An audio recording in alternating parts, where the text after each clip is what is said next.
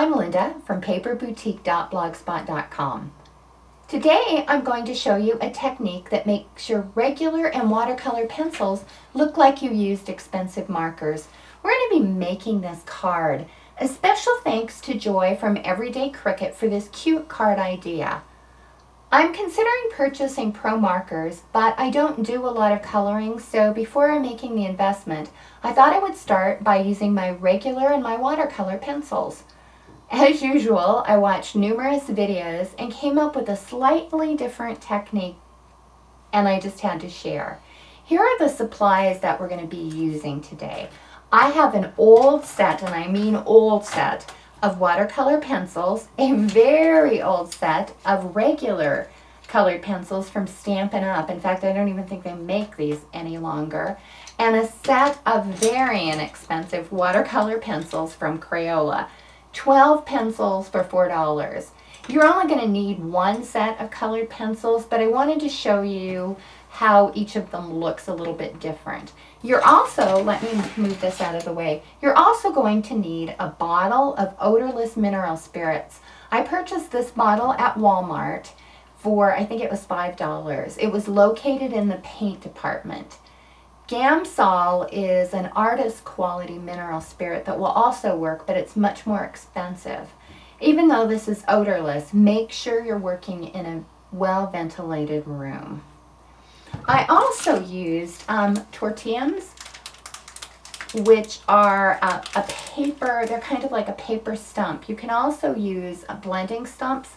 They're solid paper and they're sharp on both ends. Tortillas are hollow. I got a set of, I can't remember how much these were, but I got a set of 6 of these at Michael's. There's even YouTube videos on how to make your own. And the other thing we'll be using, but you don't have to use this, I'm just going to show you the technique with this as well, is a colored pencil blender. And it's Artist Loft, and I purchased this at Michael's, but you don't need that. Also, the ink that I used for stamping is Ancient Page, but keep in mind it says it's waterproof, but it's not totally waterproof. After doing additional research, I discovered that most watercolor artists recommend Memento ink. I've special ordered some, but it hasn't arrived, but I'm so looking forward to trying it. So when we're doing this card, paper is very important. It's best to use a smooth cardstock, and the good news is, even though we're going to be using watercolor pencils and mineral spirits, you don't need watercolor paper, which is great. You'll need a smooth cardstock, and the really good news is the white Georgia Pacific cardstock from Walmart that's very inexpensive worked great. I mean, it worked the best. Well, let's go ahead and begin. And I put a little bit of my mineral spirits in a jar that I had little beads in. So you won't want to store it in here, but just for dipping right now, we did that. Well, here's how my technique, I'm going to get these open, is different.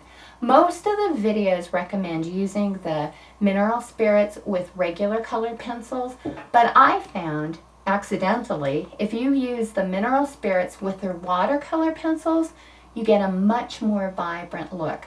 I'm going to show you how to do both. Okay, let's go ahead and start. I'm going to color the band on his hat just really quickly, and I'm going to color it in red. And what I do is and this is not a watercolor pencil, so you can see the difference. It's a Stampin' Up.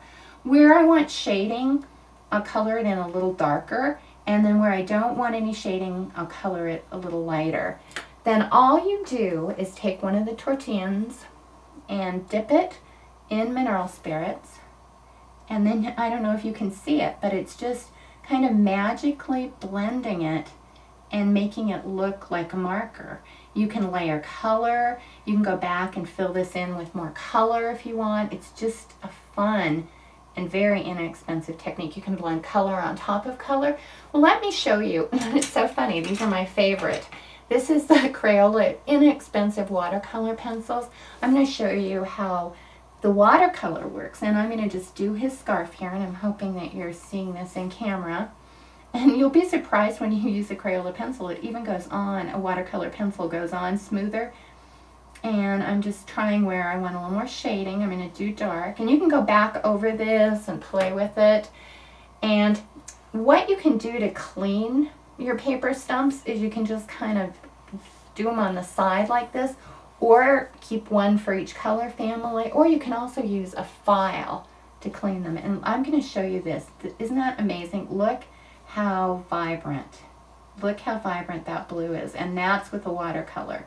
You can see that the red is still very, very good, but I really like the look of mineral spirits with watercolor. Now I'm going to show you a little bit more expensive pen, and this is the, I think this set is about, I think it now sells for about $30.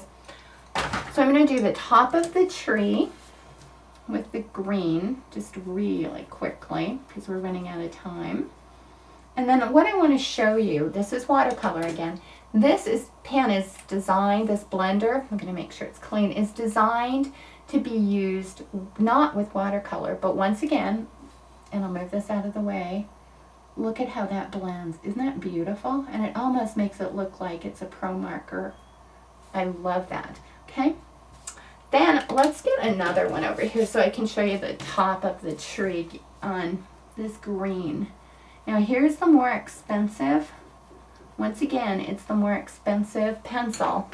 And I think I was using green, and I'm going to show you how it blends so nicely. Look at that. I love blending it with the tortilla and the mineral spirit. So I recommend, over the plain colored pencil, I recommend using the watercolor pencil with mineral spirits or with the blender pencil. But I'm just kind of sold on this.